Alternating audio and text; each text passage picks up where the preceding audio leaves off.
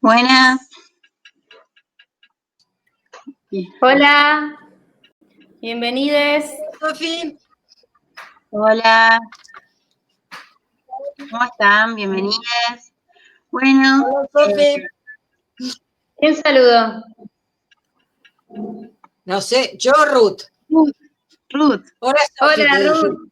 Hola, Sofi. Bueno, somos 19 integrantes por el momento.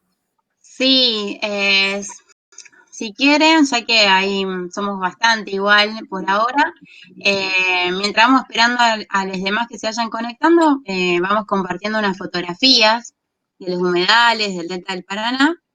Estas fotografías fueron tomadas por Silvio Moriconi, un fotógrafo y kayakista. Y bueno, y mientras, si alguno se colgó y no se preparó el mate o un tecito para acompañar la charla y el encuentro, se puede ir preparando el tecito o unos matecitos.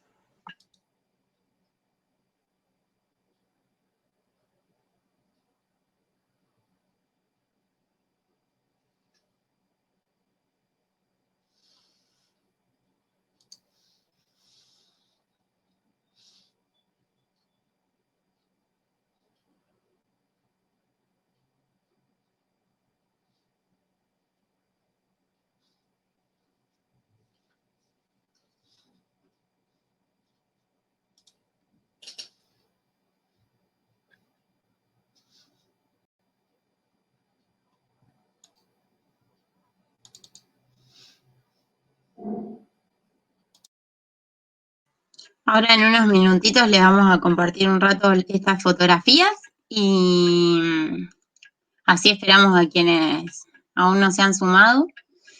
Y bueno, no se cuelen con el mate que tenemos un rato.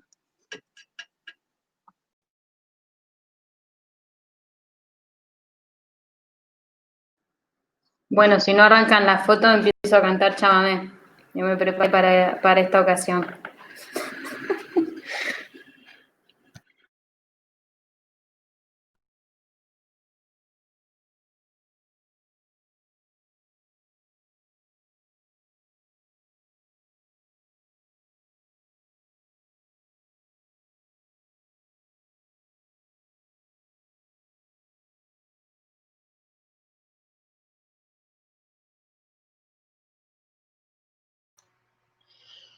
Hola, ¿cómo están? Soy Tatiana. ¿Cómo se llama el fotógrafo? Hola, el fotógrafo se llama Silvio Moriconi. Es fotógrafo y kayakista, es un amigo. Gracias.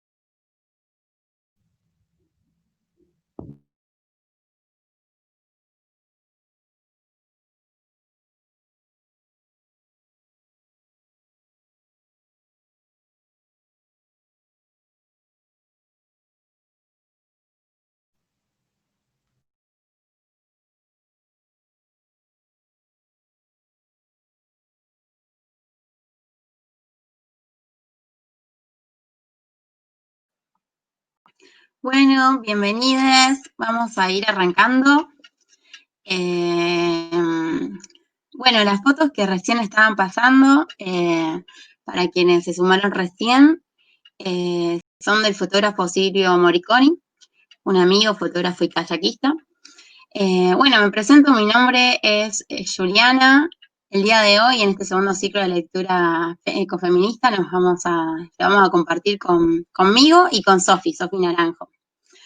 Bueno, por empezar, les cuento que no nos consideramos unas expertas y perfectas en el tema, tal vez, pero sí amantes de la naturaleza que nos brinda la ciudad de Rosario, apasionadas de recorrerla en bicicleta y enamoradas del río Paraná. Somos unas curiosas ecofeministas que vinimos a interpelar a través de diferentes lecturas qué está sucediendo en la región, ¿no? Bueno, nosotros en el mail les enviamos un pequeño material, el de Bandana Shiva, la nota y ese pequeño micro documental, pero muy interesante, de mujeres canoeras. Bueno, otra cosa que me gustaría aclararles es que nuevamente nos toca encontrarnos en la virtualidad debido al contexto actual, y esta vez elegimos hacerlo mediante Jitsi con cupo limitado, ya que sentimos que el objetivo de este espacio es reflexionar, cuestionarnos, realizar un intercambio con ustedes, bien, con todos los participantes.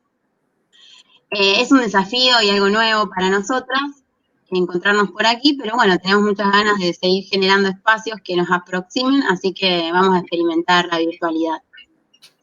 Para empezar, les comento brevemente que este año elegimos realizar este ciclo abordando temas relacionados con las diferentes áreas que integran Taller Ecologista y así trabajar articuladamente con ellas para afianzar aún más los lazos como organización. Desde la visión ecofeminista consideramos de suma importancia trabajar en conjunto con todas las personas de Taller Ecologista, tejiendo redes más fuertes hacia adentro y al mismo tiempo compartir con la comunidad, con ustedes. Antes de empezar, quiero recordarles cómo va a ser la modalidad de participación para hoy.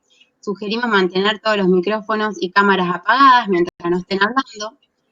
Cuando deseen participar, pueden activar ambos. La idea es más que nada para que no se sature bien la plataforma. Las preguntas al público que van a realizar la pueden dejar en el chat, ¿sí? Y las vamos a ir recopilando para el final poder ir resolviéndolas y charlándolas. Y en algún momento, cuando quieran participar, pueden, la plataforma aquí les indica que pueden subir la manito y pueden pedir la palabra de esa forma hasta que alguna de nosotras le damos el espacio para que puedan compartir lo que quieran aportar o preguntar. Preferimos, si les parece bien, que las preguntas las envíen en el chat y las vamos recopilando, ¿sí? Las vamos charlando y respondiendo al final. Bueno, ahora sí, vamos a compartir este espacio en el día de hoy con el área de Humedales por la Vida. Nos acompañan Cecilia Rips, Macarena Vázquez y Carolina Mori. Vamos a iniciar con unas preguntas técnicas, pero de suma importancia para este ciclo, en el que nos compartirán sus conocimientos Maca. Ahora la dejo a mi compañera Sofi para que sigan avanzando con estas preguntitas. Bueno, hola a todos.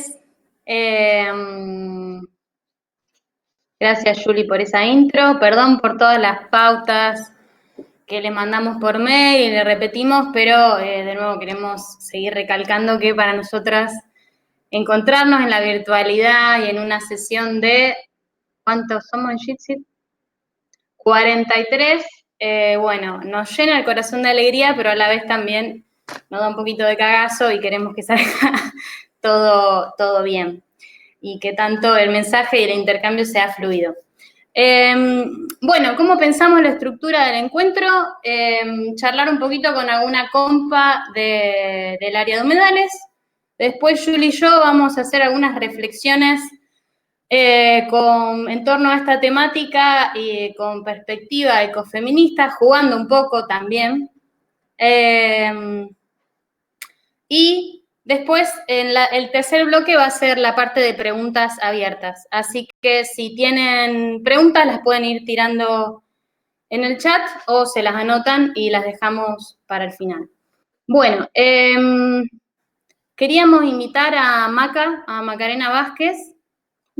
Me suena que tiene que llegar alguien, pero no.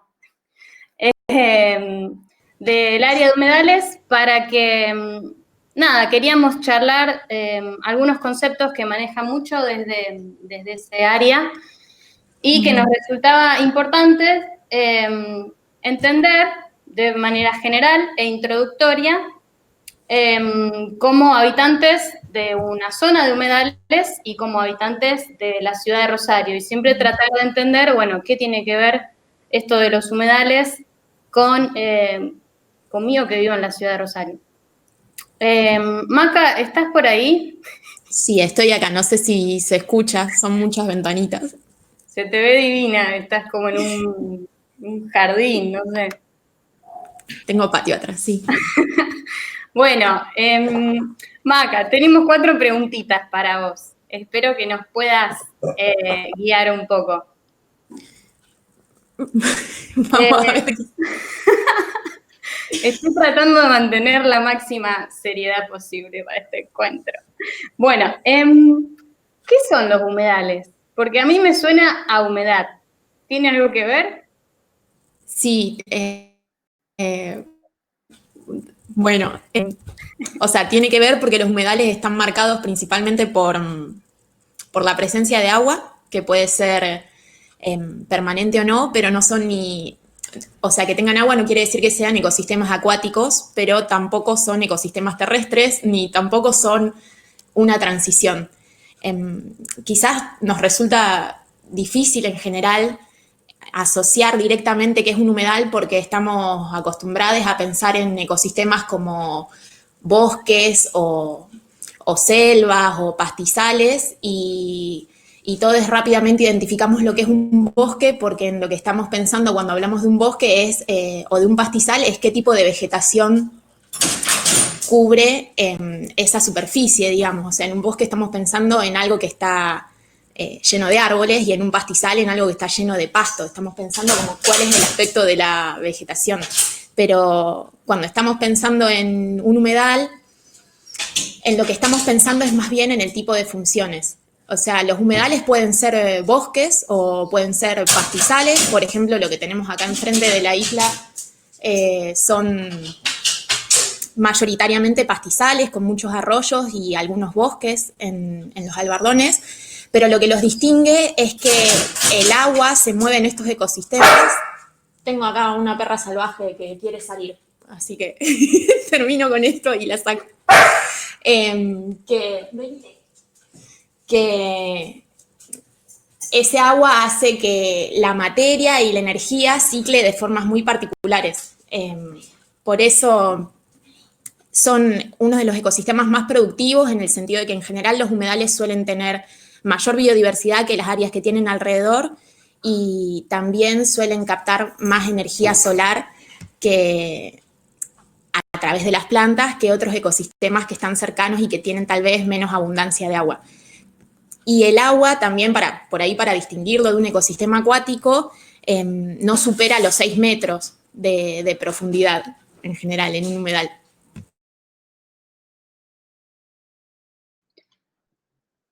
Claro, es playito.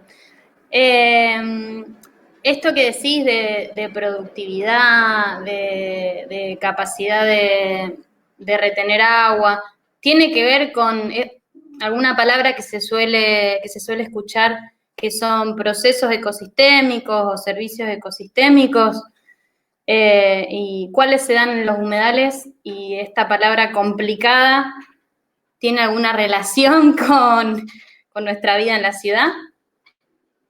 Sí, por ahí hablamos de procesos ecosistémicos que suenan como a mucho nombre, pero en realidad es decir las cosas que pasan en los ecosistemas, que es como más o menos decir las cosas que pasan casi en cualquier lado, porque nosotros vivimos adentro de ecosistemas, o sea, es imposible vivir por fuera de un ecosistema, salvo que nos manden tal vez, no sé, a una estación espacial a orbitar la Tierra, pero si no, cualquier personita que habite este planeta está en algún ecosistema. Y hablamos en general de procesos para referirnos, de procesos o de funciones, hablamos mucho para referirnos a cómo se dan las interacciones entre los distintos seres vivos, entre sí y con la materia y con la energía adentro de los ecosistemas. Y por ahí no hablamos o se usa mucho de servicios para expresar esas cosas que nos sirven a las sociedades humanas que pasan en los ecosistemas, por ejemplo, no sé, que los camalotes que están enfrente en las islas, que aparecían muy lindos en las fotos que pasaban las chicas recién, tomen del agua nutrientes, o tomen del agua también contaminantes, como los que son largados por los caños en el cordón industrial al norte de Rosario. Es un proceso ecosistémico que realizan esas plantas naturalmente, o sea, no que haya contaminantes tal vez, pero sí esas plantas naturalmente toman esos nutrientes del agua o retienen esos sedimentos o esos contaminantes que pueden estar en el agua.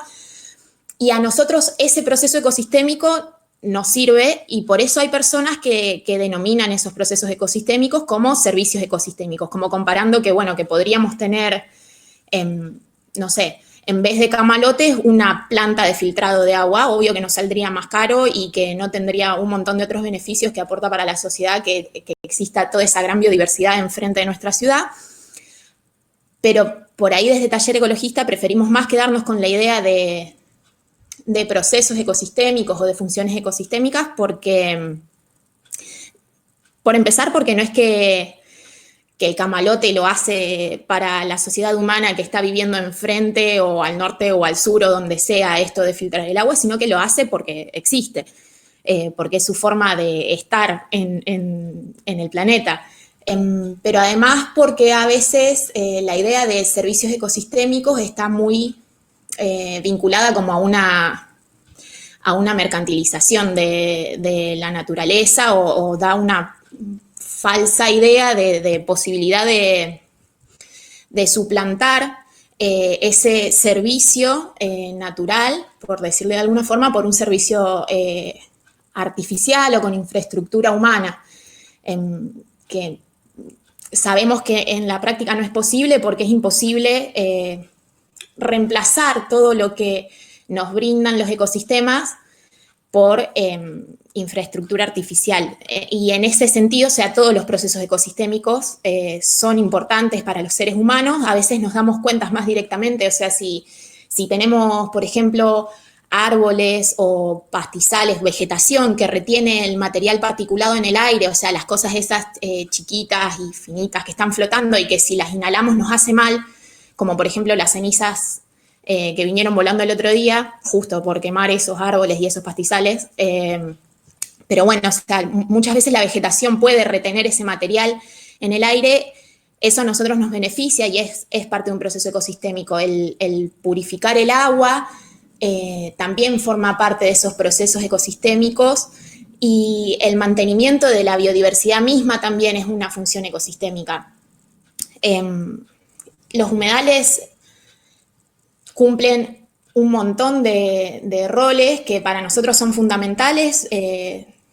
Como todos los ecosistemas, tienen que ver con la regulación climática, o sea, es decir, con el flujo de carbono a nivel global y por ende con la cantidad de gases de efecto invernadero que tenemos en la atmósfera, y eso regula la cantidad de radiación solar que queda dentro de la Tierra. Como todos los ecosistemas también albergan biodiversidad, pero particularmente lo que los hace muy importantes a los humedales, además de que suelen albergar más biodiversidad que los restantes ecosistemas, es la regulación de los ciclos hidrológicos. O sea, los humedales son terriblemente importantes tanto para que no haya inundaciones o excesos hídricos, como para que no haya sequías. O sea, los humedales funcionan como una suerte de gran esponja que mitiga los excesos y también mitiga los déficits. Y cuando pensamos en inundaciones, tenemos que pensar en la planicie de inundación del río Paraná, que son las islas que tenemos enfrente, pero también, sobre todo, tenemos que pensar en los humedales más locales, porque a nosotros en la ciudad de Rosario los que más nos afectan directamente en que no se inunden, por ejemplo, como se inundó Fisherton en el 2012, o que no se inunde la zona de Funes y Roldán, o que no se inunde el Mangrullo, o todos los barrios que están en zona sur cerca del Saladillo, lo que más nos afectan son los humedales vinculados a los arroyos de llanura que están dentro de la jurisdicción de la ciudad de Rosario. Esos son los que, o sea, no solo los arroyos, sino todas las lagunas asociadas, que también son humedales, son los que van a regular el ciclo hidrológico para que no haya ni excesos de agua y tampoco para que no falte en épocas de sequía, porque cuando hay poca disponibilidad por lluvias, los humedales van largando lentamente a las tierras de alrededor ese agua.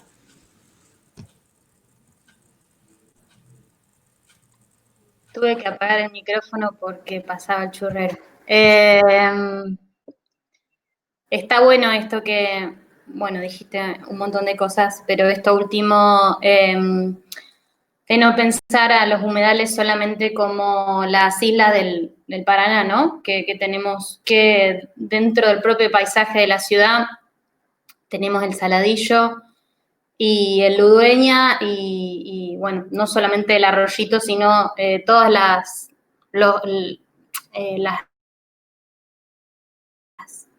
lagunas y los riachos que constituyen o que podrían constituir un paisaje de humedales, que por ahí eso una no, bueno, no es lo primero que te sale intuitivamente, de por sí, si conoces, tenés alguna idea de humedales, también pensarlo del lado de tierra firme. Tenemos otra pregunta acá, que es, bueno, todos estos procesos ecosistémicos, y estuvo bueno también esta aclaración entre proceso, beneficios y servicios ecosistémicos. Pero bueno, la naturaleza nos provee un montón de cosas, no solamente si uno lo quiere ver con una visión antropocentrista, a nosotros, pero obviamente que sostiene una red de relaciones.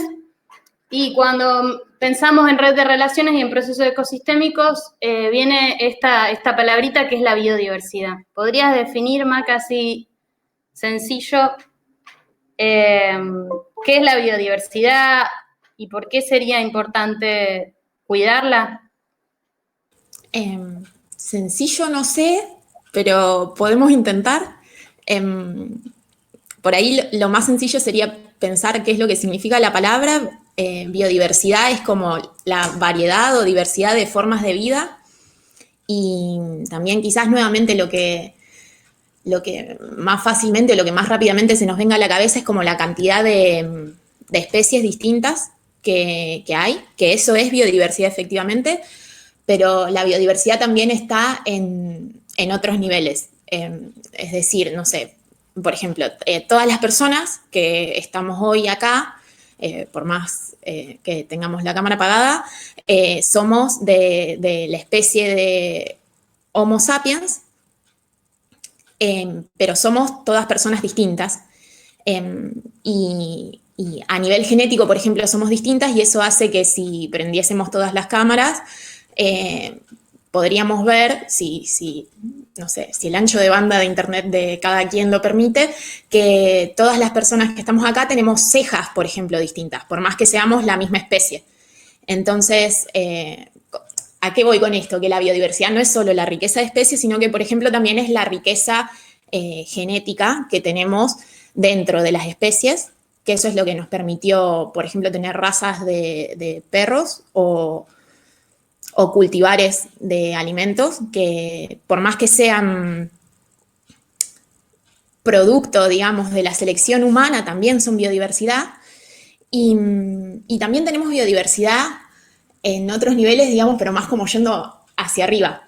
O sea, tenemos biodiversidad en cómo las distintas especies nos ensamblamos e interactuamos en los ecosistemas. Y tenemos también biodiversidad de ecosistemas, o de paisajes también, porque por más que a dos paisajes les pongamos laguna, no sé, digan, 2 lagunas pampeanas, no hay 2 lagunas pampeanas que sean iguales, o no hay 2 bosques que sean iguales.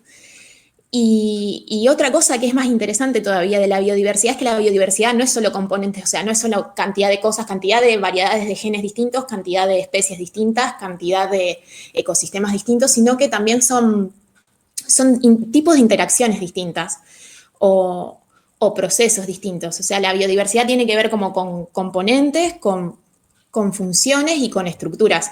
O sea, vos podés tener, por ejemplo, no sé, una misma especie de pasto o de árbol, que serían esas especies de pastos y de árboles serían el componente, los podés tener interactuando en un mismo ecosistema formándote una sabana, porque tenés un árbol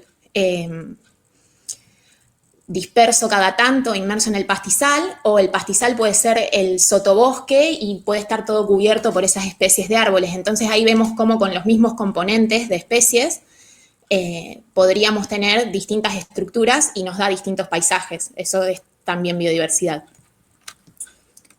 ¿Y por qué es importante o por qué deberíamos cuidarlas? Capaz que tiene que ver un poco más con lo que estábamos, no sé, charlando al principio, que a veces nos olvidamos, no sé, los seres humanos nos vamos fácil a pensar que existe la cultura por un lado y la naturaleza por el otro, o la sociedad por un lado y la naturaleza por el otro, o que los ecosistemas son lo que está afuera, lo que está más allá, y nosotros estamos, no sé dónde, flotando en el éter tal vez, o en alguna cápsula espacial de visita por la Tierra, pero en realidad, como decíamos un poco al principio, todos nosotros vivimos adentro de ecosistemas y esos ecosistemas están formados por biodiversidad, básicamente. Entonces, cuando nos preguntamos como por qué tendría que importarnos cuidar la biodiversidad, así como muy brevemente, y la razón más simple es que es porque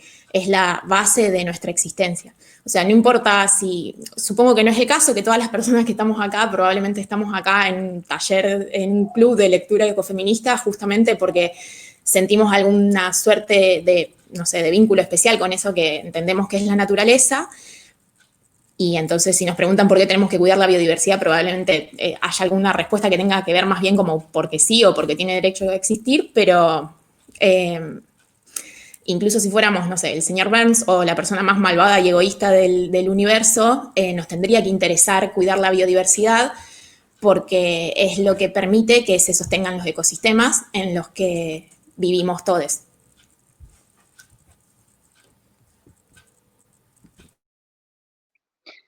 Sí, tal cual, tal cual. Muchas veces, bueno, ya arrancando muchas cosas que hablamos, digamos, de no solamente de taller ecologista, de ecofeminismo, de cómo el sistema patriarcal capitalista se pone de espalda a lo evidente, que es, como vos decís, hasta la persona más egoísta, el señor Burns, debería estar interesado en cuidar o no degradar o hacer pelota, porque los procesos ecosistémicos sostienen la vida, al igual que las tareas de cuidado que realizan, que culturalmente, históricamente se le han asignado a las mujeres y que el patriarcado ha invisibilizado o minimizado. Creo que nos quedaba otra pregunta. Y después me quedé pensando en esto que decías de la biodiversidad, no solamente componentes, sino funciones y cómo están relacionados esos componentes. Pensaba en la analogía del Lego, ¿no? Que tenés los mismos cuadraditos, los mismos Legos, pero pueden estar formando una cosa u otra, los mismos ladrillos. Se me acaba de ocurrir, capaz que no es la mejor analogía. Sí, tenemos un ratito más de tiempo, Maca, si nos querés contar qué tipo de biodiversidad, en cuanto así muy general, de flora y fauna, o flora, en lo que vos te sientas cómoda de responder, podemos asociar con el paisaje isleño, o con qué tipo de biodiversidad encontramos acá en el delta inferior del río Paraná. Yo creo que mejor que yo quizás ilustraron las fotos que estuvieron pasando. Yo no soy una experta ni de humedales ni de biodiversidad, digamos, del delta. Sí me gusta ir mucho y sí estoy terminando una carrera que es bastante biológica, así que capaz que algo puedo decir, pero para darnos una idea, lo que tenemos acá enfrente en los humedales del delta del Paraná. O Maca, si querés describir lo que había en las fotos, quizás hay gente que no... Sí. Tenemos, por empezar, hay que decir que tiene una biodiversidad extraordinaria para la misma latitud. O sea, nosotros más o menos estamos a 33 grados de latitud sur y si nos fuésemos tanto para el este como para el oeste del delta, encontraríamos menor riqueza de especies. O sea, encontraríamos menos especies y encontraríamos probablemente también menor variabilidad o diversidad en el paisaje. El delta que tenemos enfrente, por ahí si después tienen ganas, mírenlo en Google Maps, o en Google Earth o en cualquier imagen satelital, se nota enseguida cómo contrasta ese patrón de figuras, como un montón de mosaicos distintos, con muchos arroyitos internos, totalmente opuesto a los cuadraditos que son las parcelas de los campos que están en lo que sería más como el continente o tierra firme.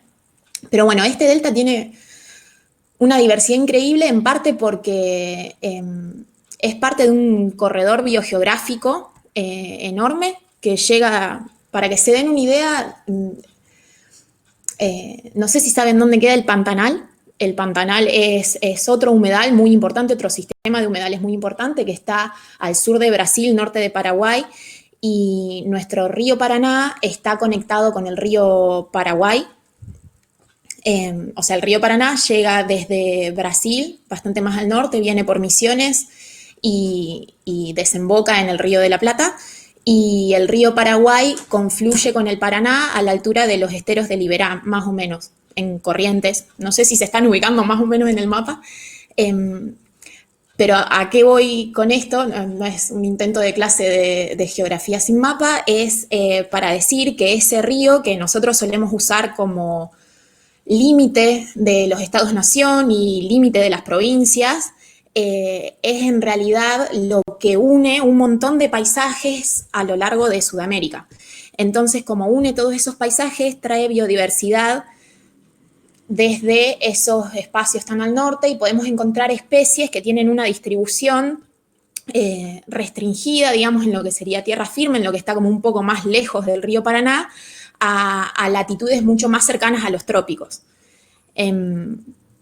Bueno, justo hasta acá no llegan los yacarés, pero por ejemplo los yacarés llegan más o menos hasta la altura de Coronda e incluso un poco más al sur, justamente porque pueden venir por el río. No elegí un buen ejemplo, porque el yacaré es justo un animal acuático, pero hay un montón de especies vegetales que tienen distribución siguiendo, digamos, el río. El río funciona como un gran corredor, un gran canal que distribuye biodiversidad y que permite juntar a biodiversidad de distintos puntos del continente.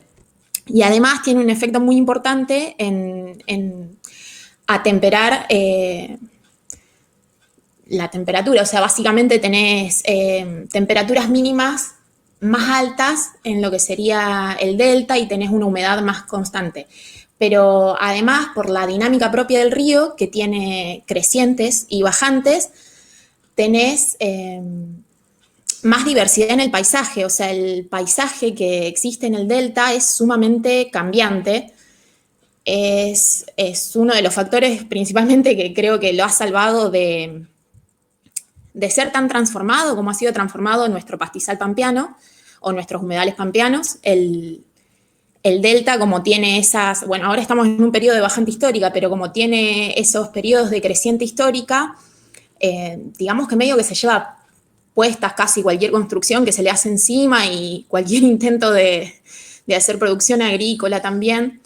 Entonces ha permanecido con menores transformaciones, pero también esas crecientes y esas bajantes, esos pulsos tan pronunciados que tiene el río, da lugar a mayor heterogeneidad en el paisaje. Cuando tenemos mayor heterogeneidad, en general tenemos mayor riqueza de especies.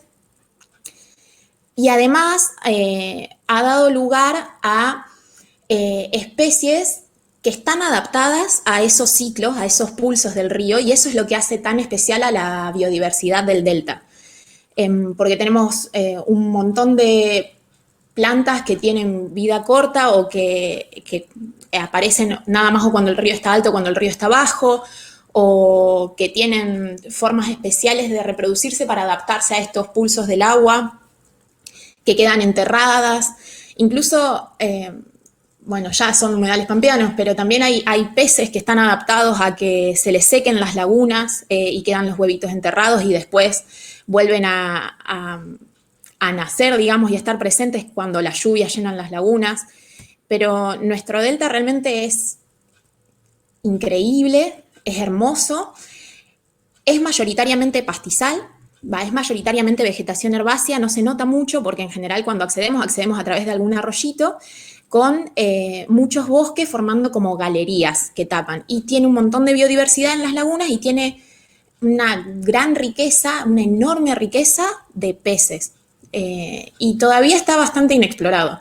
Y bueno, y también hay una cantidad de aves increíble. Hay muchos hongos, de los hongos sabemos más bien poquito de lo que hay. Debe haber un montón de bacterias también, como hay en todos lados, que pobrecitas también son parte de la biodiversidad. Y para quienes no lo conocen, yo diría que vayan porque es fantástico, no sé, enamora. Salvo por los mosquitos y los jejenes, el resto es bellísimo, no sé. Nosotros acá enfrente tenemos un montón de sauces, bosques de sauces, pero también hay bosques mixtos con ceibos. No sé si la tienen, la flor del ceibo, esa roja bonita. También hay aromitos que tienen un olor riquísimo, por eso le decimos aromito. También porque pincho le decimos espinillo, pero digamos que si no lo agarramos necesariamente, lo podemos disfrutar. También hay curupí, hay una diversidad impresionante en el delta.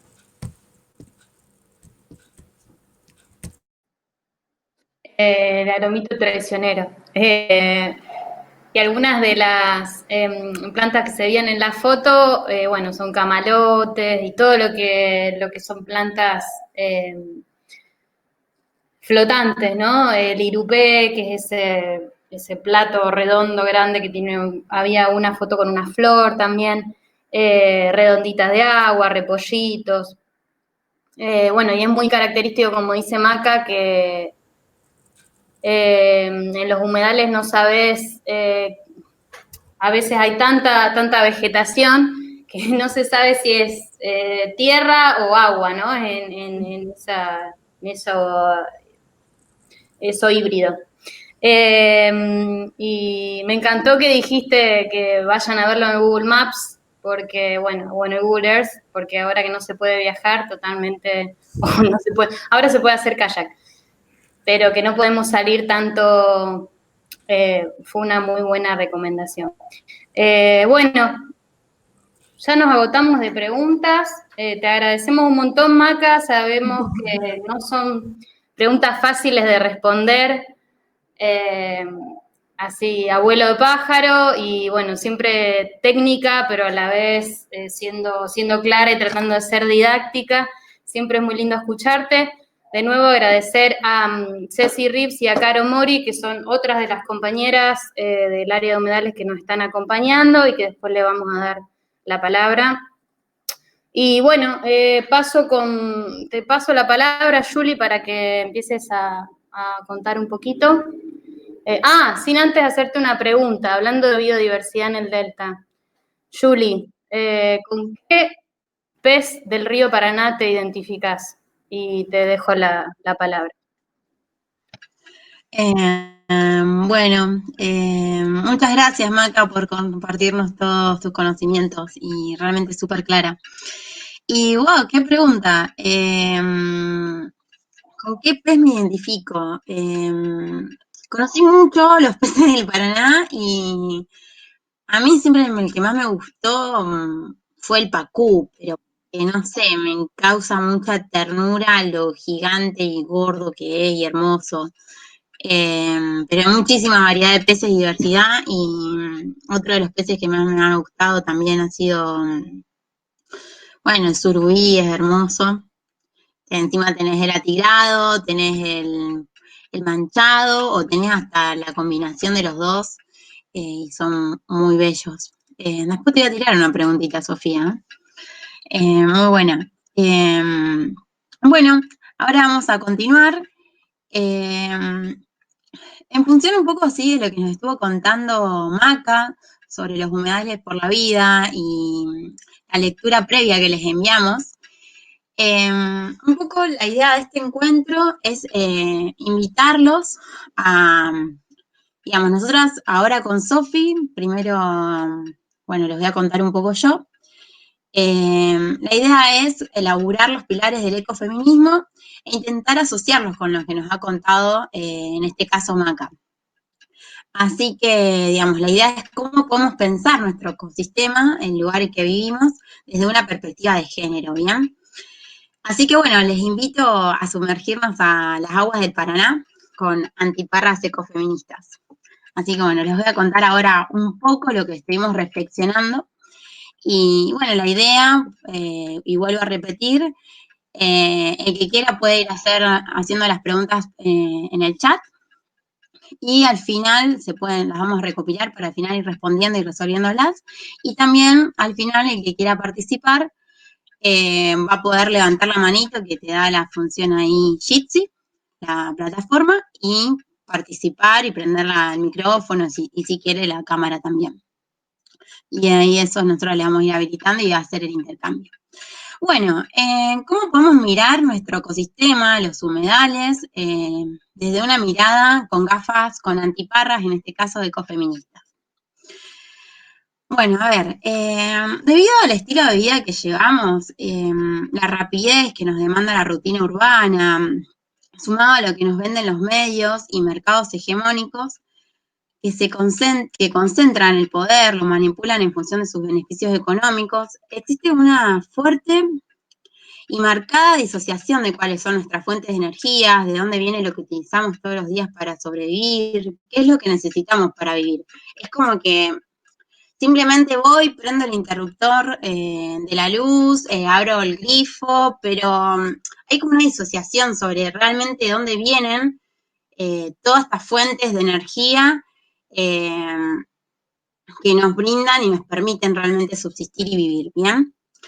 Y justamente la ecodependencia y la interdependencia, pilares del ecofeminismo, marcan la relevancia que implica el sostenimiento de la vida, la conservación de la biodiversidad natural y cultural, que bueno, justamente un poco es todo lo que nos estaba acá, mucho en realidad nos estuvo contando Maca. ¿Qué quiero decir con esto? Con ecodependencia, con interdependencia, porque bueno, en el primer ciclo de lectura, no sé si todos habrán estado o participado o tuvieron la oportunidad de escucharlo, otras compañeras nuestras del equipo del área de ecofeminismo estuvieron dando una introducción sobre los pilares del ecofeminismo, en este caso la ecodependencia y la interdependencia. Pero bueno, vamos a repasarlos un poco y con esto lo que quiero decir es que, digamos, lo fundamental son los vínculos armoniosos con la naturaleza, que la producción de alimentos, digamos, agradecer el alimento que viene de la tierra y no verlo simplemente como una mercancía, que, digamos, no es que quiera ser repetitiva, porque sé que un poco eso lo resaltó Maca, pero bueno, vínculos sanos y de respeto entre nosotros y con los demás seres vivos, digamos, para que todos podamos tener, todos, todas, todes, gozar una vida plena, ¿bien? Es decir, dejar de un lado esta frenética búsqueda de la ganancia, de la alta producción, y en cambio vivir una vida más acorde a nuestros tiempos y los tiempos de la naturaleza, ¿sí? Entonces, algo más que me gustaría agregar a esto que les estoy contando es que las actividades reproductivas, las tareas reproductivas, resultan ser una estrategia esencial en la vida para reducir los efectos del cambio climático, ya que al cuidar y conservar los ecosistemas y sus servicios, también cuidamos el bienestar de todas las personas. Por ello, pienso que es de suma importancia resaltar en este caso el concepto de interdependencia, y esto es como para redondear bien lo que quiero decir con todo esto, interdependencia, ecodependencia, y más que nada en este caso interdependencia, que lo que me parece fundamental es la democratización y politización de las tareas de cuidado, las tareas domésticas, como también los cuidados afectivos. Es decir, una real división del trabajo, un encuentro de equidad. Siento que todas las personas tenemos la capacidad de poder sensibilizarnos, solidarizarnos para emprender estas tareas que acabo de nombrar, ¿bien? Todas estas tareas permiten día a día la continuidad de una vida saludable, comprendiendo que cada cosa tiene un determinado tiempo, digamos. Cada una de estas tareas, sea una tarea de cuidado, una tarea doméstica, o también laburar las emociones, lo afectivo, lleva un determinado tiempo y me parece muy interesante que lo democraticemos y lo politicemos.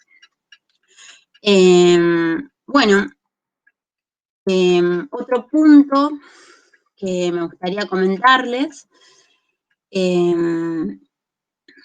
y que obviamente Sofi después va a ampliar mucho más esto que les estoy contando, es que otra visión que podemos abordar desde el ecofeminismo en relación al ecosistema en el que vivimos es esta visión capitalista patriarcal que estuvieron ahí charlando, lo nombró Sofi, y también lo nombró un poco Maca, si no me equivoco, que esta visión capitalista patriarcal de las mujeres y la naturaleza y su biodiversidad, y también la biodiversidad cultural, ¿no? Porque cuando hablamos de biodiversidad, no solamente hablamos de una biodiversidad natural, sino también podemos hablar de la diversidad cultural. ¿Qué quiero decir con esto? De esta visión capitalista patriarcal sobre las mujeres, sus cuerpos, la naturaleza y su biodiversidad. Como que estamos regidos por un sistema de lógicas de mercado, que lo único que le interesa es generar productos para vender y así producir ganancias económicas. Y este no es el único problema, sino que lo hace a costa de lo que mal llamamos recursos naturales, digamos. Nosotras los llamamos, mejor dicho, bienes comunes, que se destruyen sin límites, para crecer sin límites, cuando nuestro planeta, cuando la naturaleza marca los límites, digamos, no es infinita, no somos infinitos. Así que bueno, la relación, esta visión ecofeminista, la vemos, la reflexión a la que llegamos, es que todo aquello que no se puede mercantilizar aparece minimizado o directamente parece no tener importancia en nuestras vidas. Una de las conexiones que encontramos desde el ecofeminismo es que lo mismo que sucede con las tareas de cuidado, trabajos domésticos y reproductivos, como recién nombré, son actividades invisibilizadas. Voy a tomar un matecito. Perdón. Son actividades invisibilizadas al igual que los beneficios ecosistémicos, todos estos procesos ecosistémicos que nos contó recién Maca. Ambos son vistos improductivos, entonces el sistema se pone a espaldas de ellos y ellos, en realidad, estos sistemas y estas tareas reproductivas son las que permiten el sostenimiento de la vida, que esta suceda y esta continúe. Así como podríamos decir entonces que estamos hablando de las dos caras de una misma moneda, ¿no? De una destrucción de diversidad natural y de diversidad cultural.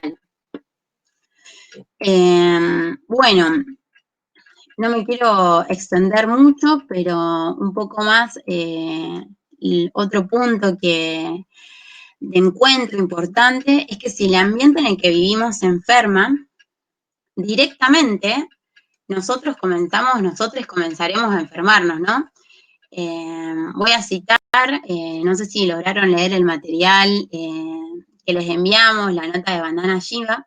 Voy a citar un poco lo que ella escribió, y dice así: somos una familia de la Tierra en un planeta saludable en nuestra diversidad e interconexión.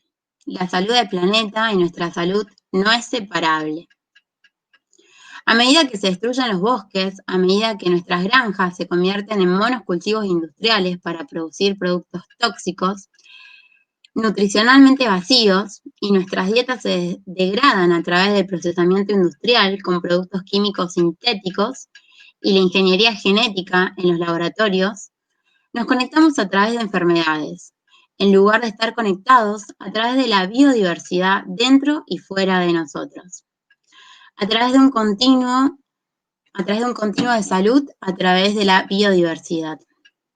Digamos, no sé si les llegaron a leer la nota, pero bueno, nos contaba un poco esto, ¿no? De cómo estamos actualmente, en este momento, en este contexto actual. La coyuntura nos presenta que nos estamos conectando globalmente a través de una enfermedad en vez de estar conectados por lo que realmente sostiene la vida, ¿no? Y encima no solo eso, estos impactos ambientales no nos afecta a todos por igual. Hay quienes no cuentan con los accesos al agua potable, los alimentos sanos, la vivienda, con los servicios básicos, la información y hasta los accesos a la atención primaria a la salud. Bueno, en este caso, cuando sucede todo esto de que los impactos ambientales nos comienzan a afectar gravemente, por ejemplo, lo que estuvo sucediendo con las quemas en los humedales, que empezó a aumentar un poco esta demanda de personas que empezaron a tener, por ejemplo, algunas afecciones respiratorias, uno de los ejemplos que podría nombrar de tantos, o cuando comienzan a estar contaminados nuestros ambientes naturales, algo que suele suceder es que comienzan a saturarse las tareas de cuidado. Estas tareas se empiezan a saturar ya que se necesita compensar este desequilibrio que se causó debido a la contaminación, ¿no? ¿Y qué sucede acá? ¿Y cómo lo relacionamos con el ecofeminismo? Digamos, históricamente el patriarcado colocó en estas tareas a las mujeres, y no solo ello, sino que las naturalizó como una característica innata de la mujer, sin valorarlas como el verdadero trabajo que implica. Y acá resalto esto de lo importante que es la democratización y la politización de estas, ¿no? Además, en la actualidad las mujeres terminamos teniendo entre una doble o peor aún una triple jornada laboral, entre el trabajo que denominan formal, más el trabajo doméstico invisibilizado, que en estos contextos muchas veces se ve recargado con más actividades y preocupaciones.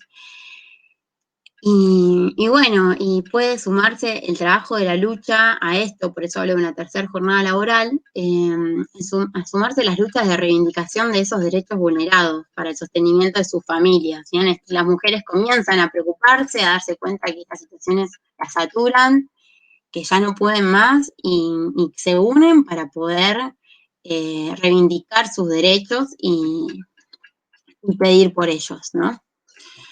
Entonces, debido a esto, muchas de las luchas ecologistas son iniciadas y llevadas a cabo por mujeres para revalorizar esto, ¿no?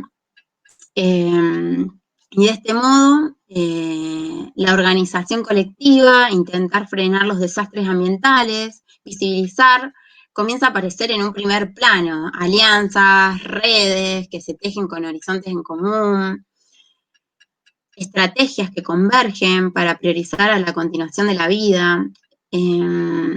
Creo, y esto lo voy a resaltar, y bueno, espero que lo compartan, o en todo caso los invito a comentar en el chat o al finalizar compartir sus pensamientos o lo que quieran. Pero bueno, creo que la crisis climática es un asunto de los derechos humanos, y entonces es urgente construir una voluntad política firme, digamos. Hoy es muy importante y urgente que construyamos colectivamente una voluntad política firme. Así que bueno, no quiero seguir alargándola mucho más. Lo único que les voy a invitar, mientras ahora la dejo a mi compañera Sofi a contarles un poco más y ampliar sobre estos temas, los quiero invitar a ustedes a preguntarse, y mejor dicho, a preguntarnos, yo también me lo voy a preguntar, invito a todos a preguntarse ¿qué necesité para estar acá el día de hoy, no? ¿Qué tengo, no? Bueno, acá mi mate, el termo, solamente esto, digamos, ¿qué? La compu, energía, ¿qué necesité para estar acá el día de hoy? Y de todo ello, ¿cuáles son esenciales para mi vida? Y si me enfermo o me siento vulnerable, ¿qué necesitamos realmente en esos momentos? Y bueno, una pregunta que, digamos, todas estas preguntas se las dejo ahí para reflexionar, ¿qué es una vida de calidad? O una vida digna de ser vivida, ¿no? Así que bueno, los dejo reflexionando un rato, volviéndonos un poco más conscientes de lo que sucede a nuestro alrededor y cómo nos afecta, mientras seguimos exponiendo, y bueno, luego habilitaremos el intercambio que tanto queremos que suceda. Me trago un poco, así que les pido disculpas, son los nervios seguramente. Así que bueno, le doy la palabra a Sofi para que siga compartiéndoles un poco más de esta charla, y así en un ratito comenzamos con el intercambio. Gracias, Juli. Yo voy a profundizar algunas cositas que mencionó Juliana y agregar una, y voy a leer, así que voy a tratar de ser breve para no aburrir. Me parece importante retomar esta idea bastante troncal de que las actividades que amenazan a los humedales, la integridad y el funcionamiento de esos humedales, van a sobrecargar el sistema de cuidados y de trabajos domésticos que cultural e históricamente se les ha asignado a las mujeres. Es decir, que hay una especie de conexión entre la destrucción de los ecosistemas y cómo se carga esto sobre el cuerpo de las mujeres. Como mencionaba Maca, cuando yo hable de humedales me voy a referir tanto al delta del Paraná como a los humedales pampeanos, que son ríos, riachos, lagunas que están, digamos, del lado de tierra firme, como el arroyo Ludueña y el arroyo Saladillo. Las amenazas que tienen todos estos humedales de nuestra zona son el avance de la frontera sojera, agrícola-ganadera, la especulación inmobiliaria, las obras hidráulicas, los rellenos sanitarios y basurales abiertos, y la contaminación proveniente de todo lo anterior y de los polos industriales, que muchas veces vemos las industrias se suelen poner a la vera del río o cerca de algún arroyo, ¿no? ¿Qué impactos sociales tienen estas amenazas? Bueno, más soja y más cemento lo que hacen es impermeabilizar el suelo. Y con la destrucción de las esponjas naturales, como nos contaba Maca, lo que hace es aumentar el riesgo de inundación frente a lluvias. ¿Y dónde va a haber mayor riesgo de inundación? Bueno, las zonas más bajas, donde se acumula el agua, que justamente al tratarse de zonas naturalmente inundables, son consideradas improductivas. Son zonas más baratas y por lo tanto muchos barrios populares se asientan en estas zonas bajas. Entonces, ¿qué sucede con las tareas de cuidado frente a una inundación? Pensemos en una inundación menor, donde ninguna vida corrió riesgo. Primero tenemos que sacar todas las cosas materiales de la casa, que en muchos contextos no es algo menor. Sacar el agua cuanto antes, porque eso va a seguir degradando las condiciones materiales de la casa, y porque el agua estancada es foco de enfermedades infecciosas, ¿no? Y esto no termina por fuera del hogar, sino que hay que garantizar limpieza y control para que en pozos o en zanjones no quede agua acumulada, porque van a significar focos infecciosos en el barrio. Entonces, una mayor cantidad de enfermos producto de agua sucia y abnegada significa dedicarle una mayor cantidad de tiempo en sus cuidados, recuperación y pedido de asistencia médica, es decir, hay que ir al centro de salud, hay que ver si el centro de salud está abierto y cuándo atiende, acceder al correspondiente tratamiento, cosas que no están siempre garantizadas, como comentaba Julie. Las tareas domésticas y de cuidado, entonces, en este contexto está recontra saturado. Cuando vamos al centro de salud, nuevamente, ¿a quiénes encontramos llevando adelante los trabajos esenciales de asistencia y de cuidado? Trabajadoras sociales, enfermeras, psicólogas, médicas y médicos. Son trabajos altamente feminizados y mal pagos. Entonces, las inundaciones vemos que golpean en el hogar en el barrio y a nivel comunitario en el centro de salud. Si al riesgo de inundación le sumamos contaminación por tratarse de una zona baja que además confluyen basurales e industria, es decir, las llamadas zonas de sacrificio de la urbanidad, bueno, hay que ser acá un Einstein para darse cuenta que el impacto de calidad de vida y la salud empeora y la precarización de todas estas mujeres es aún mayor. El riesgo a exponerse, no, estas son cosas, digamos, que suceden y voy a profundizar un poco más que suceden y que suceden en la ciudad y en el área metropolitana de Rosario. El riesgo a exponerse a aguas con alto contenido de materia orgánica proveniente de cloacas o de cámaras sépticas va a traer una mayor probabilidad de infección y persistencia en la población. Exponerse a agua o aire contaminado con metales pesados y compuestos orgánicos persistentes como dioxinas, provenientes de industria o de la propia quema, trae enfermedades más severas, con especial impacto en embarazadas, niñas y ancianes. Efecto que además no lo vamos a ver ahora porque es durante mucho tiempo, es una exposición prolongada, es decir que estamos hablando de efectos crónicos y de tratamientos crónicos. Por otro lado, la especulación inmobiliaria y la frontera sojera expulsa gente. Y muchas veces son las mujeres las que son reticentes a las relocalizaciones. En el mejor de los casos que te pase que te relocalicen, ¿no? Hay una relación entre mujer y arraigo y sentido de pertenencia de un lugar y nosotras la entendemos por este vínculo, por estas tareas asignadas del cuidado. Es decir, que las mujeres entienden la importancia para las niñas y los niños de continuar en la misma escuela, de mantener los vínculos afectivos con sus amiguites y los propios vínculos comunitarios que hacen el sostenimiento de la vida y las tareas de cuidado. Y además, el propio valor que tiene la organización barrial, si pensamos que allí ocurren asambleas o reuniones vecinales, comedores, espacios de contención. Además de los desalojos, el avance mercantilizante y voraz de la soja y el cemento lo que hace es destruir espacios naturales que pueden ser valiosos para actividades recreativas, como espacios verdes y lugares de educación no formal. Esto lo vamos a retomar más adelante. Estos espacios verdes, naturales y el acceso o la integridad, por ejemplo, a las márgenes del arroyo o al propio río o a la costa, son fundamentales para la comunidad como espacio de esparcimiento, de contemplación, de juego, de encuentro, y forman parte de este circuito de tareas de cuidado que hacen las mujeres. Es por eso que muchas veces también encontramos mujeres frente a reclamos, organizándose, por ejemplo, para limpiar una plaza, para restaurar una plaza, para proteger o mejorar un pedacito de pastizal que está frente a un arroyo, o para formalizar reservas urbanas.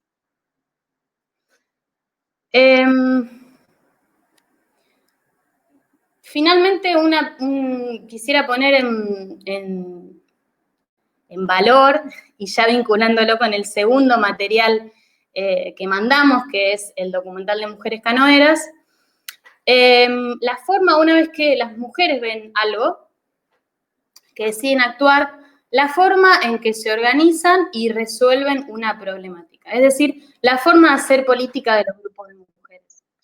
Que esto creo que lo retrata bellísimamente Mujeres Canoeras. Siempre es buscar solucionar algo colectivo para todas, más allá de mi propia casa y de la vecina de enfrente. Se tejen redes solidarias, de contención, comunitarias. Por un lado, se busca resolver la urgencia con lo que haya, o sea, somos muy recursivas y pragmáticas, porque siempre hay que andar salvando las papas, pero al mismo tiempo se intentan buscar soluciones no cortoplacistas. Esto lo podemos ver, hay un montón de experiencias que ahora se han acentuado por el COVID-19 y la crisis sanitaria, pero ollas populares, merenderos, comedores, impulsados la mayoría por mujeres.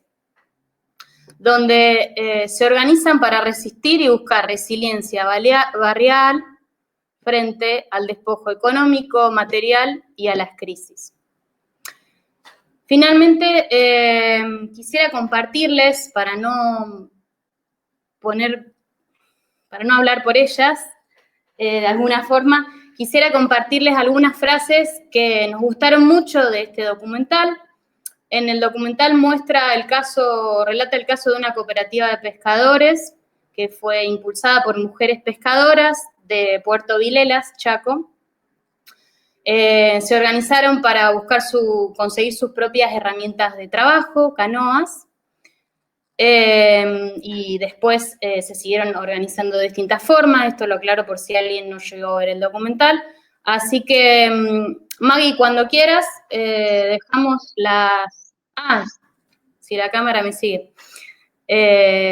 No las voy a leer porque me parece medio extraño. Bueno, las protagonistas y algunas frases que relatan un poco esta forma de colectivizar y de hacer política feminista.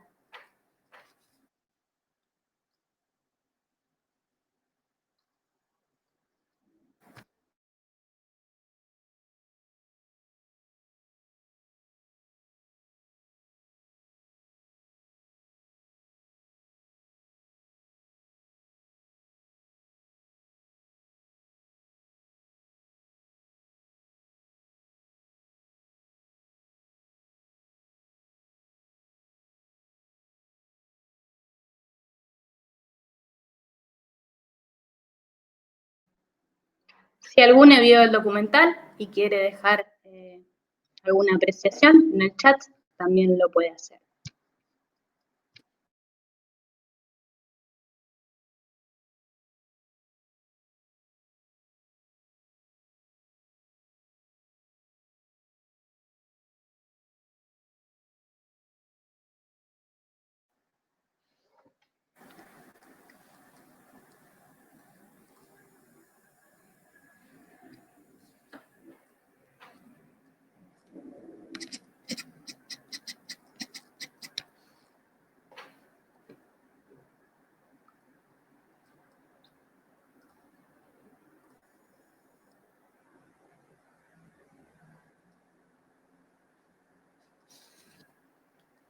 Bueno, no quisiéramos extendernos más, nos queda una última partecita donde hablamos de experiencias concretas desde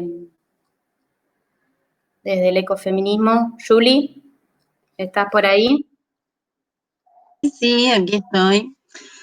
Bueno, primero antes de seguir, se me ocurrió una pregunta, no es muy rebuscada, pero te voy a hacer una pregunta a Sofía Naranjo. Siguiendo aquí con la... muy buena, acá vi una apreciación, si no me equivoco. Resalto, antes de hacerte la pregunta, Sofi, estamos recopilando todo lo que van a colocar en el chat, así que cerramos en un cachín con Sofi y vamos a resaltar y charlar todo lo que se hable en el chat y también para que empiece el intercambio y levanten las manos, porque observamos ahí que tal vez algunos levantó la mano, lo vamos a tener en cuenta en un ratín, ¿sí? Ya queremos que participen también. Bueno, Sofi, te hago la pregunta y sigo un poquito más. Para seguir acá en el campo del tema de la biodiversidad, ¿qué tipo de ave sentís que sos o con la cual te identificás? Ave, obviamente, acá del humedal del Paraná. Pensé que me iba a pedir pez. Obviamente la garza chiflona, que no sabe que la googleé. Tiene un maquillaje ochentoso que es además muy personaje y come peces. Sí, la garza chiflona. Bien, me gusta la garza chiflona. El chiflón, dice, sí. Bien, Bueno, voy a continuar un poco más y sí, Virginia Russo, buscala. Y después vamos ahí a leer lo que estuvieron comentando en el chat. No se preocupen porque vi que hicieron una apreciación extensa y debe estar muy buena, seguro. Bueno, en relación a esto que nos estaba contando acá Sofi, y que resaltó sobre el documental que les enviamos como material,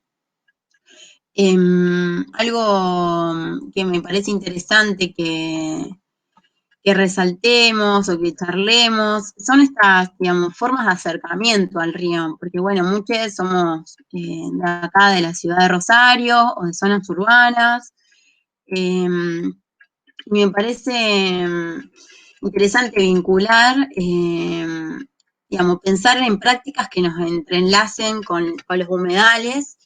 Y también, bueno, voy a tratar de ahí de hacer una reflexión con perspectiva de género.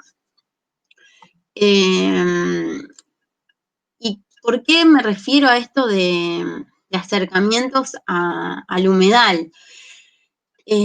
Porque no se cuida y no se quiere lo que no se conoce.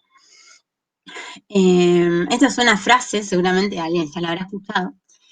Pero bueno, con Sofi estuvimos reflexionando sobre qué prácticas o actividades nos acercan al río.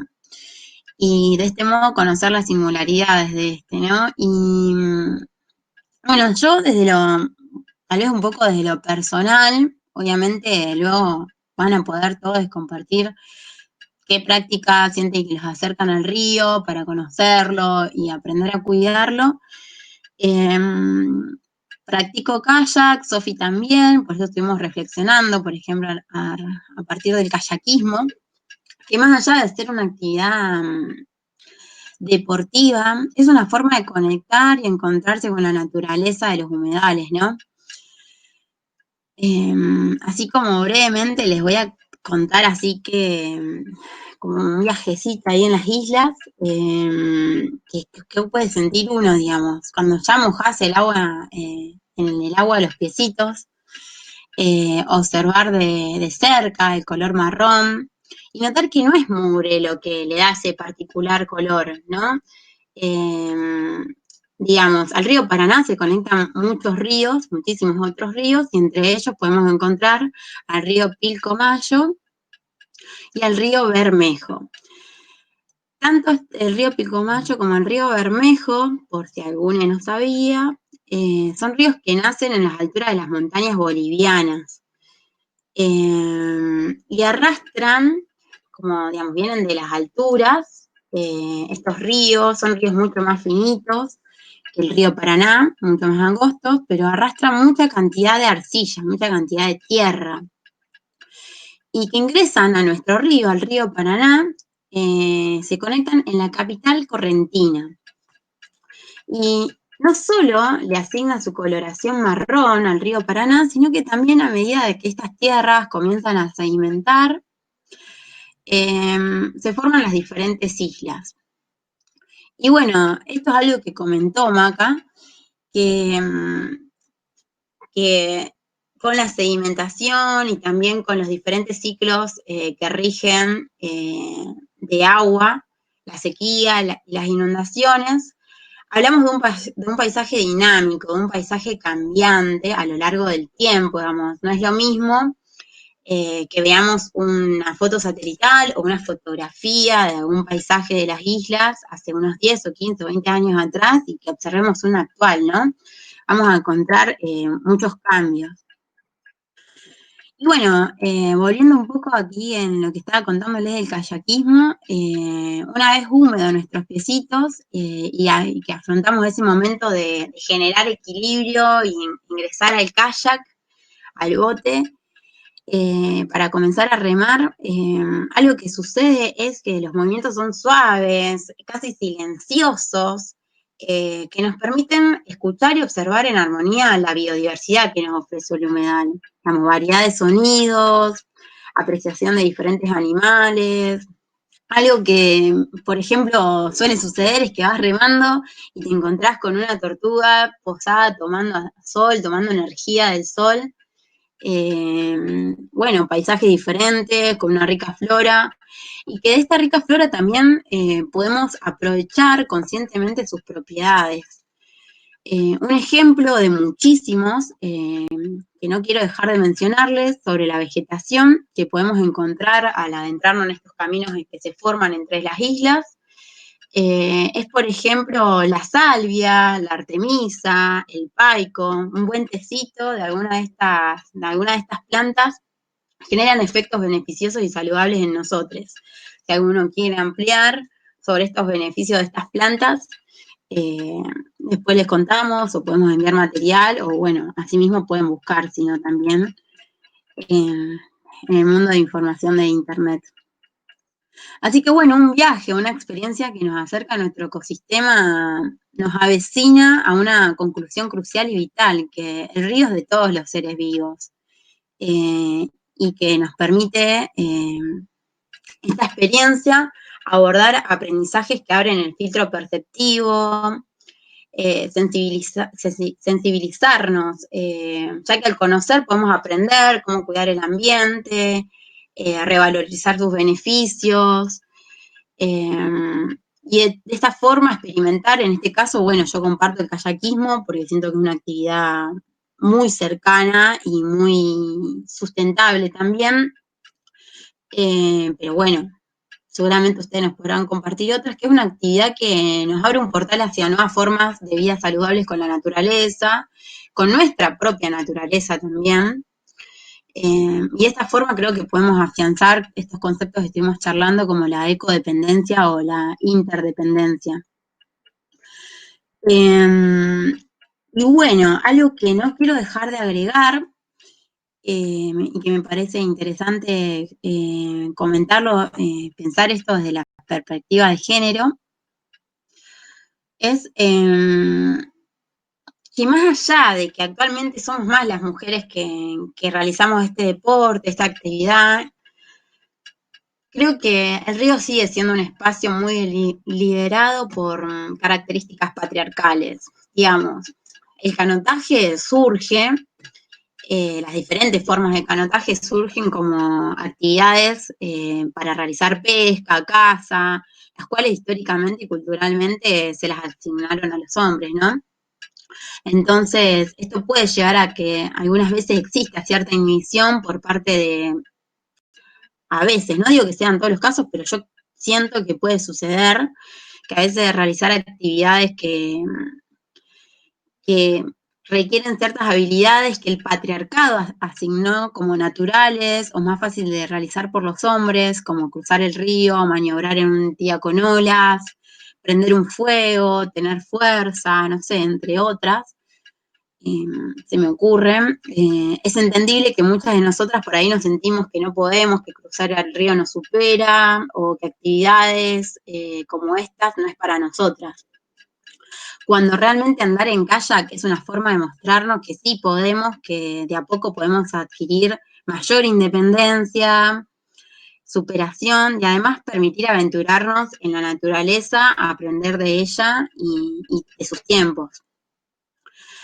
Y bueno, otra limitación de las mujeres pueden ser los estereotipos impuestos en nuestras corporalidades, ¿no? Sentirnos expuestas a las miradas de nuestros cuerpos, produciéndose en nosotras ciertas incomodidades, inseguridades, que no es lo que se busca sentir cuando queremos hacer una actividad como esta, que buscamos un disfrute, un espacio de calma o de paz para compartir desde otros puntos de vista, ¿no? Bueno, redondeando un poco y pensando entonces como el kayakismo como puede ser una forma también de educación no formal, ya que abre nuestro filtro perceptivo. Entre mate y mate, en estas investigaciones que estuvimos así como buscando algunas notas con Sofi, investigando un poco más sobre estas diferentes formas de educación en la naturaleza y sobre organizaciones feministas, nos topamos con una nota muy interesante. Les voy a leer el título de la nota. Se las podemos enviar como material de lectura luego. Es una nota bastante breve, pero está muy buena. El nombre es Las nietas de todas las brujas que no pudieron enjaular. colectiva de observadoras de aves feministas. Son de Loma de Zamora y hacen avistajes en diferentes lugares, de todas formas. Un poco brevemente lo que cuenta la nota es que buscan incidir desde una mirada de género en las políticas públicas que impactan sobre las áreas naturales, especialmente en las urbanas y en prácticas e investigaciones ligadas a la conservación de la biodiversidad. Y de esta forma, habitar el espacio y disfrutar de la naturaleza y trabajar con ella de una manera distinta a las que asume el modelo masculino usufructo y de intervención en la naturaleza, que la ve como una mercancía. Y me pareció muy interesante la nota, se las podemos enviar después, o no sé, tal vez alguien conoce sobre las chicas. Así que bueno, no quería dejar de compartirles. Ahora les dejo con Sofi y ya vamos a arrancar con las preguntitas.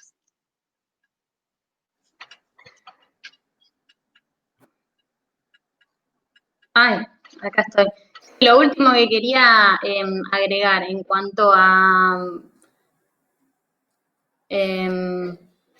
ejemplos así concretos o algo cosas que estuvimos pensando más concretas sobre experiencias ecofeministas y humedales, nos resulta interesante el tema de los saberes y conocimientos populares vinculados a un cierto paisaje o ecosistema o humedal en el que se vive y las tareas de la casa y de los cuidados.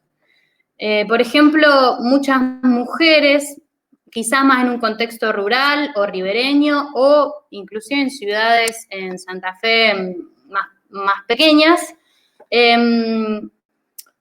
tienen conocimiento sobre, por ejemplo, propiedades medicinales y curativas de ciertas plantas o hierbas del propio lugar. Este conocimiento de la flora autóctona también puede estar vinculado, por ejemplo, con plantas y variedades comestibles. Entonces, estamos hablando de recetarios, de formas de cocinar, de formas de aprovechar estas plantas, de dónde buscarlas, cuándo crecen, cuándo no. Y la forma en que se transmiten, ¿no? En general es de la abuela a la madre a la hija, a través de recetas familiares, saberes medicinales y tratamientos de sanación. Y también dentro de lo que es comestible, la elaboración de otros productos como destilados, jarabes, tipos de harina, que podemos pensar con el algarrobo, con el espinillo, Maca hablaba del aromito, que también están asociados a estos saberes populares de mujeres y que si es popular de por sí no se tiene tanto en cuenta respecto a lo académico o a lo de los libros, y si lo traen las mujeres, más minimizado o quizás no visto aún. Y un ejemplo de esto, le vamos a compartir una nota de la Secretaría de Género del Programa Agroecología de la UTT, la Unión de los Trabajadores por la Tierra. Además de que la agroecología constituye una forma de producción más amigable con los humedales y menos enfermante para nosotros, es muy linda la nota porque habla de cómo para las huerteras lo que significaba la biodiversidad en sus campos, y bueno, contaban que es la recuperación de saberes ancestrales como formas de curarse, preparados herbales, prácticas más saludables con el cuerpo, o sea, ha introducido otro tipo de medicina o recuperado otro tipo de medicina, cambios en la alimentación y nuevas recetas o retomar recetas viejas. Y la última reflexión en relación a esto que quisiera compartirles es que este vínculo entre saberes y tradiciones de las mujeres y su territorio, paisaje, a nosotros nos gusta llamarlo, o ecosistema, puede servir de punta para pensar programas de conservación y manejo para áreas protegidas. Por ejemplo, para pensar en actividades vinculadas con el ecoturismo. Muchas veces estos programas de conservación fallan en la participación de las mujeres, en la toma de decisiones o en la implementación de proyectos porque no se les tiene en cuenta en en un papel activo, por ejemplo, son consideradas más como receptáculos, y no se hacen cosas, actividades, proyectos relacionados con sus saberes, sus herramientas y sus deseos.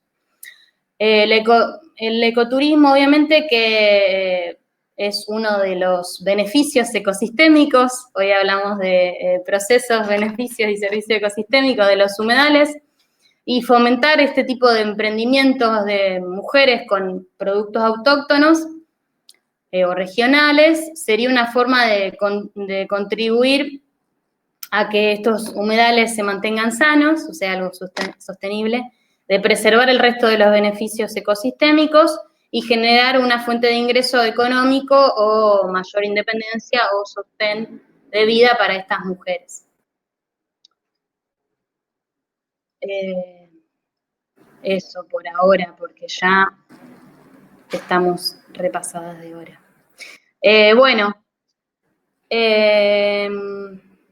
Disculpen que nos extendimos tanto. La verdad que fue parte de la preparación, en serio, mantenernos unos tiempos y unas dinámicas, pero bueno, todo esto es bastante nuevo para nosotras. Muchas gracias por todas las cosas que fueron dejando acá en el chat. Para hacerlo un poco más dinámico, lo que vamos a hacer, ya vi una pregunta que se la podemos dirigir a alguna compañera de humedales, así dejamos de saturar nosotras. Viendo las preguntas que fueron dejando en el chat, o Ceci o Caro Mori, si quieren responder. Alguien escribió, mientras organizamos el resto de las preguntas, ya voy tirando esta que va para ustedes, va para su cancha. Irina escribió: hola, me pregunto si pueden dar una breve explicación de cuáles son los puntos más importantes de la ley de humedales. Gracias. Carolina Mori y Cecilia Riff son otras dos compañeras del área de humedales y nos gustaría escucharlas, alguna de ustedes dos. No sé quién quedó. ¿Ceci? Ya le tiré a Ceci.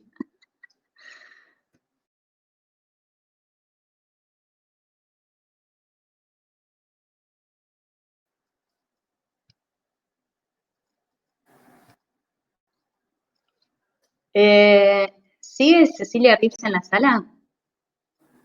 Chan, chan.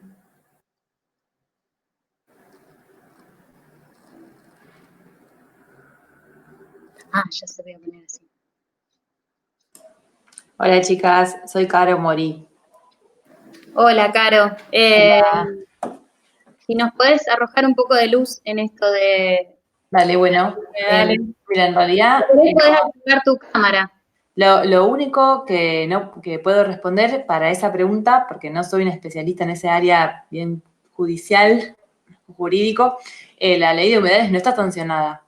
Entonces, no sé bien a qué se refiere con los puntos. En todo caso, habría que revisar las dos leyes que sí fueron presentadas y que no fueron sancionadas, o revisar los actuales proyectos de leyes que pueden llegar a estar ahora, digamos, en mente. Pero no sé bien a qué punto se refiere, pero no hay una ley de humedales todavía sancionada. Es lo que puedo responder. Bien.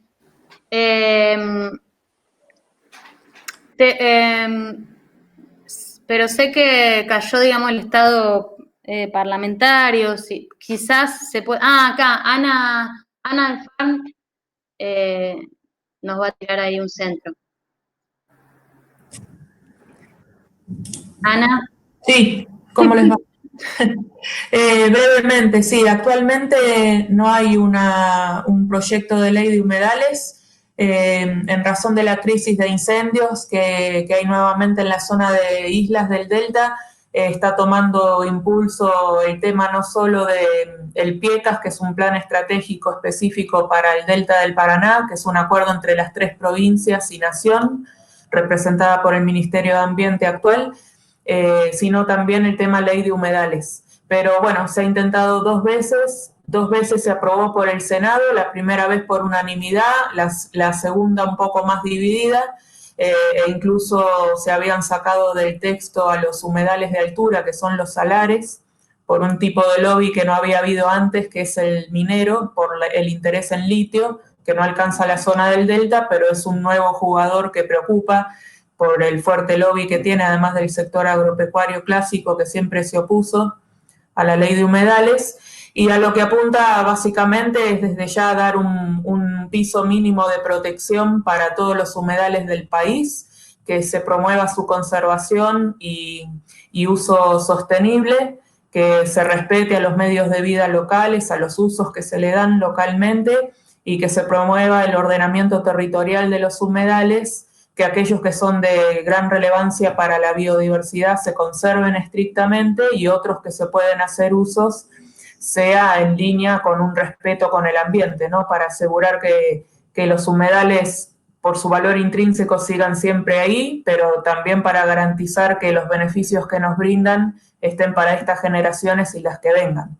Y bueno, una de las tareas también hacer es hacer un inventario nacional de humedales. El inventario está avanzando, aunque no haya ley, nosotros creemos que tiene que estar reforzado por una ley para que no dependa de la voluntad del gobierno de turno, sino que sea un mandato legal el tener que hacerlo. Pero bueno, es importante para darle un nivel de protección mínimo a lo largo del país, que salga la ley de humedales. Ya hay una de bosques, una de glaciares, la de humedales se pide hace mucho. Esperemos que este año o el próximo salga.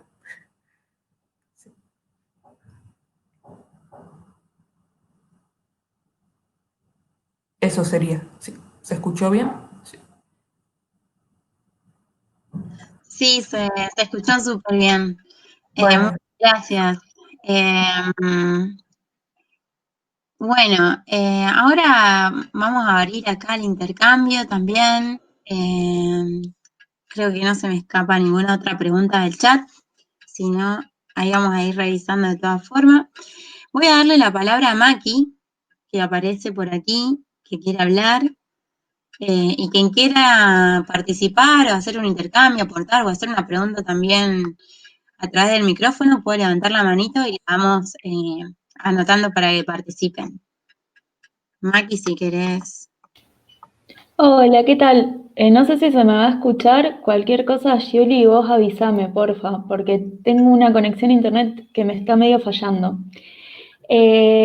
Bueno, la pregunta también iba en relación a la ley de humedales. Por ahí, gracias, Ana, porque algo vos estuviste como diciendo, pero bueno, yo tengo una preocupación con toda esta cuestión de las quemas de la isla y de la bajante, que tiene que ver con que pareciera que no existieran las personas que viven en la isla, ¿no?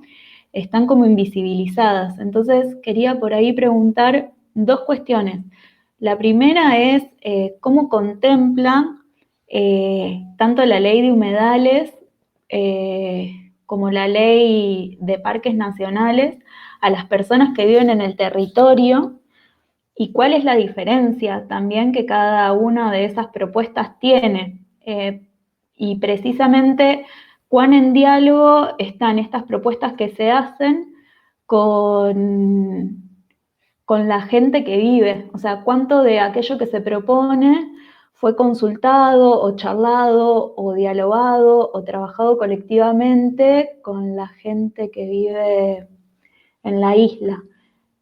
Bueno, y particularmente si hay alguna propuesta para las mujeres en eso.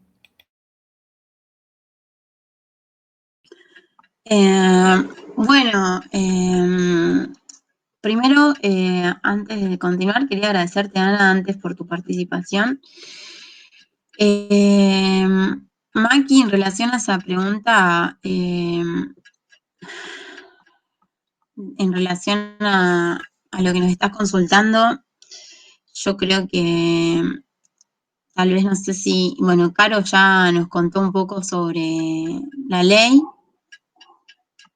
Macarena nos quiere contar, te damos la palabra. Es una intervención cortita. Quizás La ley de humedales apunta, Ana probablemente pueda aportar más porque ella lo tiene más claro en todos los aspectos legales, pero la ley de humedales